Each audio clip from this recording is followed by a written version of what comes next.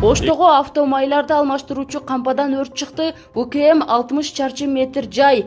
Бензоколонка, электр кыймылдаткыч, муздаткыч күйүп кеткенин билдирди. Өрт толугу менен өчүрүлгөн, жабыркагандар жок. Соц тармакта АКШда мекендештин кырсыктаган учуру дээлген видео тарап жатат. Каргашада 4 адам каза болуп, кыргызстандык трак айдоочу айыпталууда.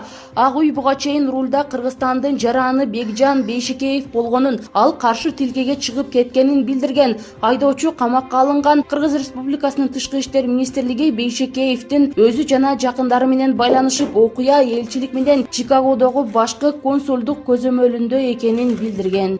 Ошто короз уруштуруп, оюн көрүп жаткан 300дөн ашык киши кармалды. Облустук милиция аларды бандит аттуу рейдтин алкагында кармаган. Тартип сакчыларынын айтымында 38 жаштагы жергиликтүү тургун өзүнүн короосунда орточо акча коюп, элди топтоп короз уруштурган. Милиция ал жерден коңшу өлкөнүн 100дөн ашык Кыргызстандын 200дөй жаранын кармап, бөлүмгө алып барып, манжа издерин алган. Республикада мыйзамсыз жүргөн чет өлкөлүктөргө баш аягы 38.500 сом айып салынды дешти.